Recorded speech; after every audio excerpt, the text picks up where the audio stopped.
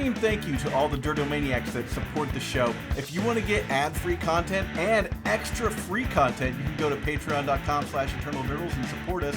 The proceeds go to editing the show, upgrading equipment, and helping us travel to events. What it do? Hello and welcome to Eternal Durdles. I'm your host, Zac Clark, and with me this week we have Mark Rosewater. Mark, how you doing, man? I'm doing good. Good. The head designer of Magic the Gathering. An honor to have you as always.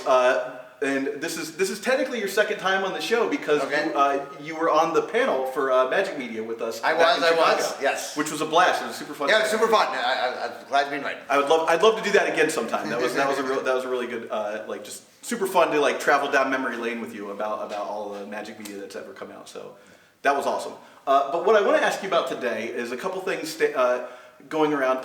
So I'm a legacy player, so a lot of these questions are going to be focused on sort of getting us legacy players back to the LGSs. Okay. And so one of the very first thing, so we had an announcement I believe Friday, that standard rotation is changing. Could you tell me a little bit about that? Yeah, so when we first started doing standard rotation, it was just based on where Magic began. And in the early days, we had blocks. There was a fall large set, and then a winter small set, and then a spring small set. And it made sense because they were all connective tissue, we should rotate when the beginning of the block happens, which is in the fall. Yep.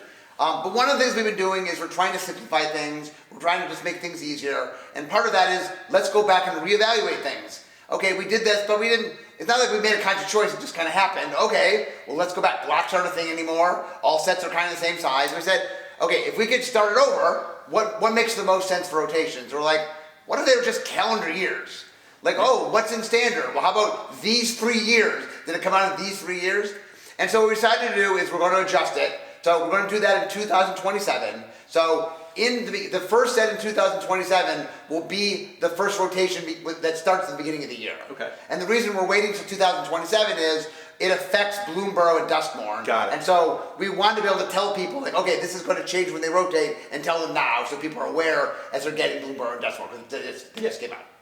Awesome. Okay. So that basically gives us a lot of idea about how if we want to get back into standard, we can decide to make our purchases and decide to plan for deck building and stuff like that. Right. I mean, we recently, a little while ago, we changed to a 3-year standard. Mm-hmm. And the idea is we've been doing a lot to try to just make standard, more appealing and just standard at once had been very thriving and due to many factors. It sort of fell off a bit and we're trying to revitalize it. And part of that is we decided to make it a little bit bigger and there's just things we're doing to try to make it more exciting to play standard.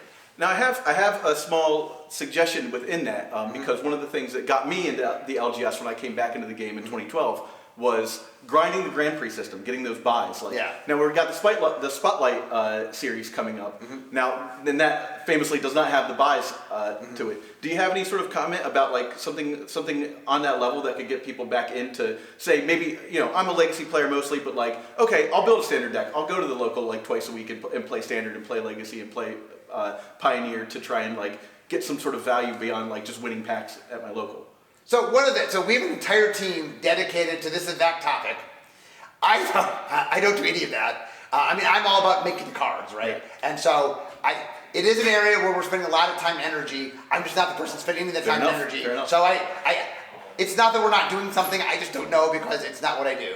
If you want to talk about upcoming sets, that I can talk about. Of course. That I know. Okay, so let's talk about foundations a little bit. Okay. That's a perfect example of a chance to get players like me back into the LGSs, playing standard, playing Pioneer and Modern.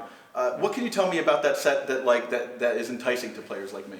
Well, one of the things about foundation. So I just celebrated my 29th anniversary at Wizards. Congratulations, by the way. No, thank you. And the day I walked in the door, how to teach beginners was something that we've been worried about forever. And we spent a lot of time kind of dumbing down things for beginners, let's not show them all the card types, and trying to make it, so the idea was at the end of the first game, you knew mostly how to play. Yeah, a portaling of the game, as it were. Yes, so we now realize we think that strategy is wrong. What we realize now is, here's what matters most. At the end of your first game, all we care about, or mostly what we care about is, do you want to play a second game? And in order for that to be yes, what we need to do is explain to you what's exciting about Magic. Why is Magic exciting? So what we've done in Foundations is we said, okay, we're going to take classic elements of Magic and bring them back. We're going to do a lot of cool reprints. We want people to be able to talk about land rails, and we want to do things that people can really connect with and have a history in the game. And about half the cards are new, but even the new cards, we're leaning into doing things that we know are fun.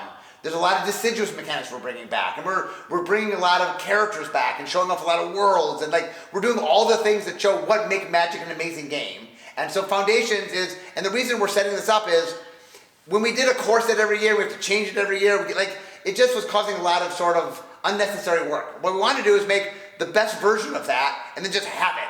And so Foundations, we promise it'll be in standard for 2029.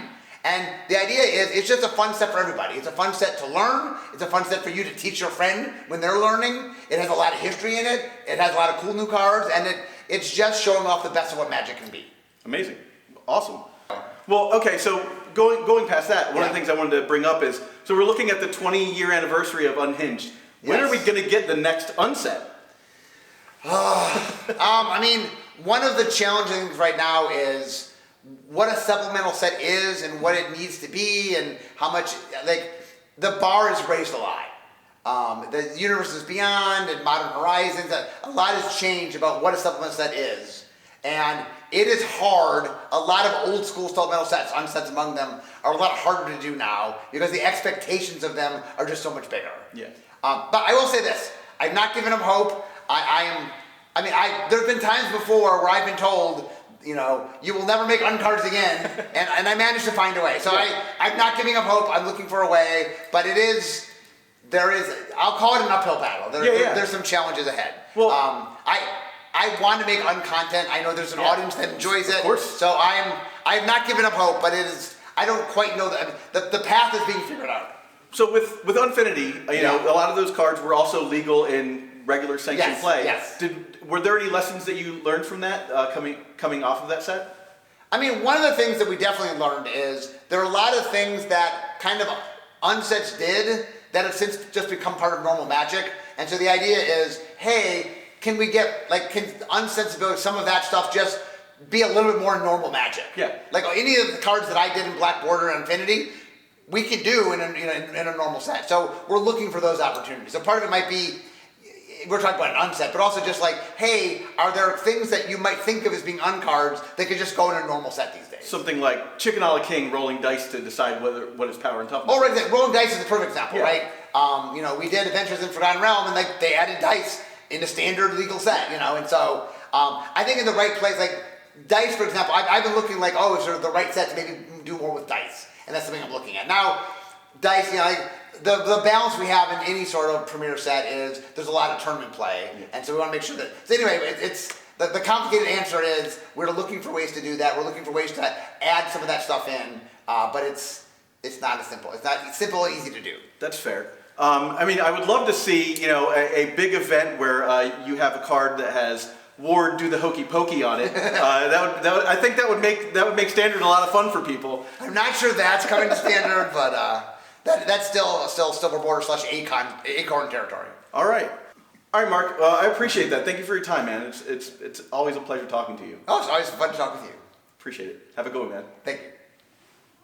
Before you go, I need some help. Please subscribe to this channel and do your part to help sustain the legacy content ecosystem. Just subscribing to this channel goes a long way to reminding YouTube that people love and support this format. Now, if you really want to go the extra mile, you should think about supporting us through Patreon. Both the links for subscription and Patreon are right here. And if you're listening on an audio format, you can go to patreon.com/eternaldurdles. Thanks so much for watching.